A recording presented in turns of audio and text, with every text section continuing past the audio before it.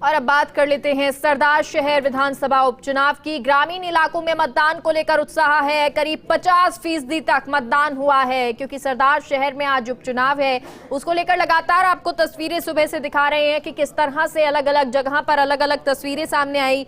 एक जगह वो भी जहां पर कांग्रेस और बीजेपी के कार्यकर्ता आपस में झड़प हो गई थी, हालांकि फिर उनको अलग अलग पुलिस के द्वारा किया गया। अब आपको आगे की भी जानकारी देते हैं, कितना प्रतिशत यहाँ पर मतदान हुआ है, किस तरह की फिलहाल सुखद तस्वीरें नजर आ रही हैं। नरेश हमारे सहयोगी जुड़ गए हैं। नरेश, क्या कुछ तस्वीरें हैं और किस तरह का अपडेट?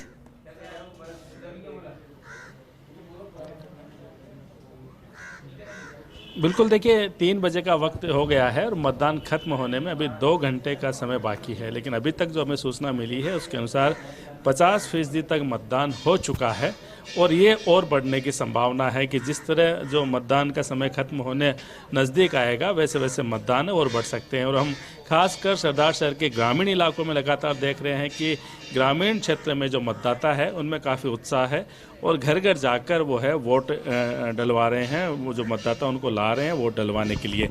एक नज़ारा दिखाते हैं मेहरी पूरी का। आप देख सकते हैं गांव की चौपाल है जहां हर तरफ आपको लोग दिखाई देंगे, चाहे युवा हो चाहे बुजुर्ग हो, और हर कोई जो है इस जो लोकतंत्र का जो महा उत्सव है जो उपचुनाव का यहाँ पे उसमें बढ़ चढ़ के हिस्सा ले रहे हैं। महिलाएं हैं वो भी बड़ी संख्या में यहाँ पे वोट डालने आ रही है, लेकिन यहाँ पे युवाओं की संख्या जो है वो आपको लगातार दिखा रहे हैं। अलग चूँकि 3 प्रमुख रूप से प्रत्याशी हैं, वो तस्वीरें आपको दिखाएं।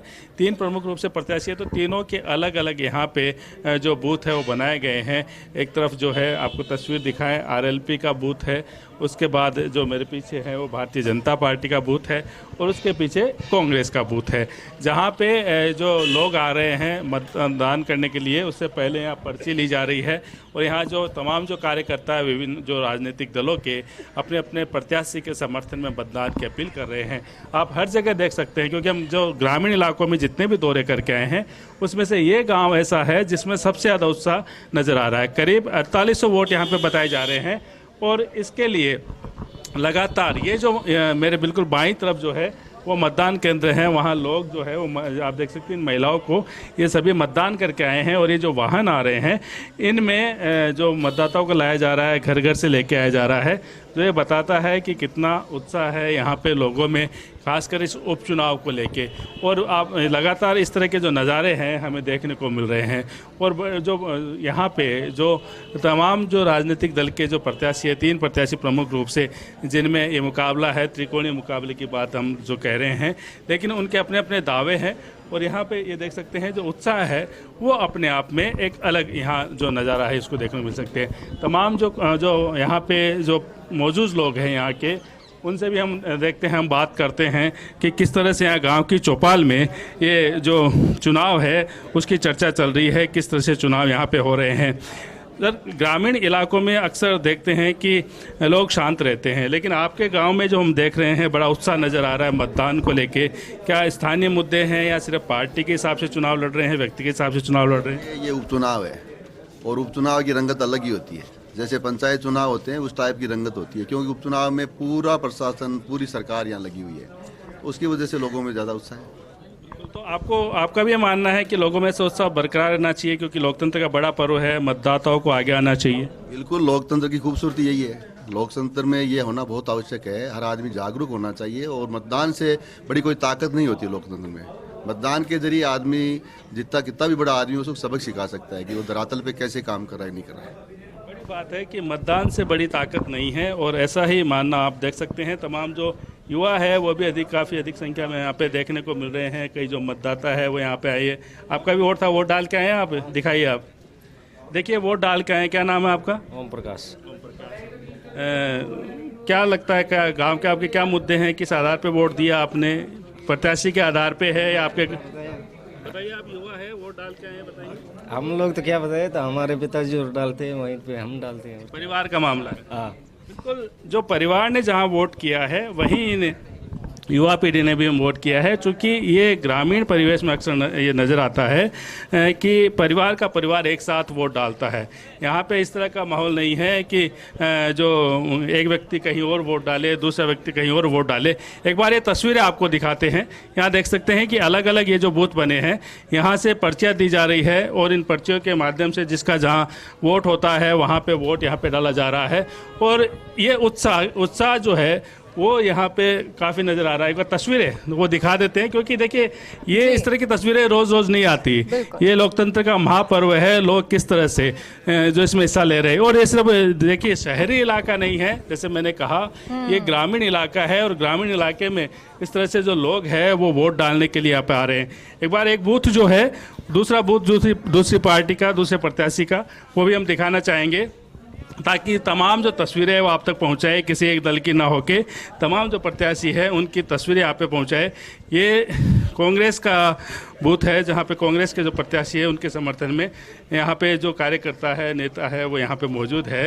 अब बताइए किस तरह जो यहाँ पे वोट मांगे जा रहे हैं, क्या मुद्दे हैं आपके यहाँ के? मुद्दे विकास बहुत बढ़िया हो रहा है, अनिल जी के पिताजी को बहुत बड़ा विकास हो रहा है, कोई दिक्कत को नहीं। तो क्या पंडित जी को वोट दिया जा रहा है आपकी तरफ से? नहीं, अनिल को दे रहे हैं, अनिल जी को दे रहे हैं, बढ़िया आदमी है, बढ़िया सिद्धांत फुल सपोर्ट है। कांग्रेस 1 नंबर पे है, आरएलपी 2 नंबर पे, बीजेपी 3 नंबर पे। देखिए अपने अपने इनके दावे हैं और चूंकि हर जो कार्यकर्ता है वो अपने प्रत्याशी के समर्थन में जो है वो बात करते हैं। हर इनका कहना है कि यहाँ काफ़ी विकास के काम हुए हैं पिछले 4 साल में और इसीलिए इसको और आगे बढ़ाने के लिए वो यहाँ पे मतदान कर रहे हैं। नतीजा किसके पक्ष में आएगा ये तो 8 दिसंबर को तय होगा, लेकिन ये अच्छी तस्वीर है कि बढ़ चढ़कर यहाँ पे मतदान किया जा रहा है। बढ़ चढ़कर जो है यहाँ ये जो उपचुनाव है उसमें हिस्सा लिया जा रहा है। और ये जो गाँवों की तस्वीर है ये खुशनुमा तस्वीर है, खासकर लोकतंत्र के लिए कि लोग इतने उत्साह के साथ, लोग इतने आगे बढ़ चढ़कर इस चुनाव में हिस्सा ले रहे हैं। और अभी चूंकि 2 घंटे का वक्त और है, 2 घंटे का वक्त अभी और है और उस दौरान हो सकता है कि जो संख्या है वो जो वोटर्स की संख्या है वो और बढ़ेगी। ये देखिए लगातार चौपाल है, यहाँ चौपाल सजी है, वोट दे के आए हैं। वोट देने के बाद चाय पानी पे चर्चा चल रही है। तमाम जो यहाँ जो बुजुर्ग है इस गांव के वो भी वोट दे के आए हैं और अब चर्चा कर रहे हैं और कोशिश कर रहे हैं कि इनके समर्थन के जो ज़्यादा से ज़्यादा वोट है वो घरों से निकले, जो बूथ है वहाँ तक पहुँचे और इनके प्रत्याशी के समर्थन में वोट डाले। तो ये तमाम जो तस्वीरें हैं वो लगातार हम सरदार शहर विधानसभा क्षेत्र के हर एक गांव से पहुंचाने की कोशिश कर रहे हैं ताकि लोग जो है वो बाहर निकले। क्योंकि लोगों की तस्वीरें नजर आ रही हैं, चौपाल है और सबसे खूबसूरत तस्वीर ये है कि जब आज वोटिंग हो रही है तो लोग बाहर निकल रहे हैं, वोट डाल रहे हैं। ग्रामीण क्षेत्र की इस तरह की तस्वीर आना बेहद सुखद होती है और ये वाकई में एक अच्छे संदेश भी देती है। लेकिन अगर इस मुकाबले को देखें, सरदार शहर की त्रिकोणीय मुकाबला, इसमें जिस तरह अभी एक जो पार्टी है उसके लोग कह रहे थे कि क्या कुछ नंबरिंग रहेगी, क्या सीरीज में जो है जीत होगी। आपसे ये जानना चाहेंगे ये जो त्रिकोणीय मुकाबला होगा क्या वाकई में इसमें चुनौतियां किस पार्टी के लिए होंगी और क्या इसे मान के चलें कि ये त्रिकोणीय मुकाबला रहेगा, हर किसी के लिए चुनौती है?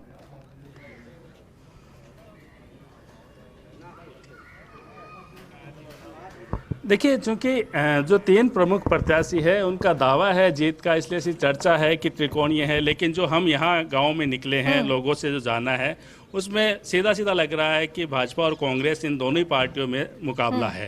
अंतर कितना रहेगा, कौन जीतेगा, ये तो जैसे मैंने कहा कि 8 दिसंबर को पता लगेगा। लेकिन सीधा सीधा मुकाबला यहाँ भाजपा और कांग्रेस में है।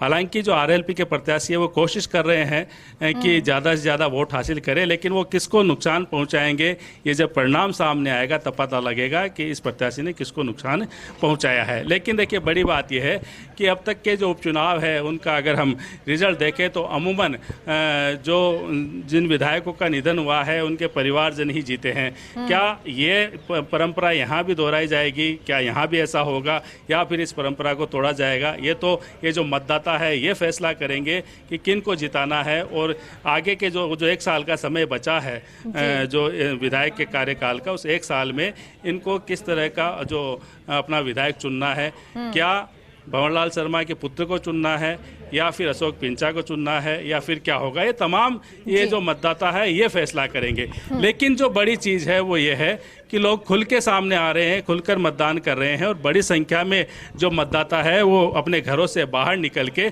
यहाँ पे निकले। और ये तस्वीर एक बार तस्वीरें आपको दिखा देते हैं कि जब हम इनको यहाँ कवर कर रहे हैं तो किस तरह से बड़ी संख्या में जो लोग हैं वो यहाँ पे आए हैं और उनकी कोशिश रहती है कि ज़्यादा से ज़्यादा जो है वो लोग यहाँ पे आए। और ये गांव की चौपाल में अगर ऐसा दृश्य दिखाई देता है, ये पूरी चौपाल हम दिखाते हैं चारों तरफ की, कि अगर गांव की चौपाल में दृश्य दिखता है, यहाँ उत्साह दिखता है, तो ये मान के चलिए कि लोकतंत्र के प्रति लोग कितना सजग है। और ख़ासकर जो युवा है वो भी बड़ी संख्या में यहाँ पे नज़र आ रहे हैं। और युवाओं से हम जो लगातार हमने बात की है, हमने कोशिश की है कि किस तरह से यहाँ पे जो है वो उनकी भागीदारी रही है। कुछ और लोग यहाँ पे बैठे हैं, उनसे हम बात करते हैं कि किस तरह से यहाँ पे जो मतदान हुआ है उसको देख के क्या लगता है, क्या दावा है आपका? उसमें कांग्रेस 1 नंबर पर है, आरएलपी 2 नंबर, बीजेपी 3 नंबर।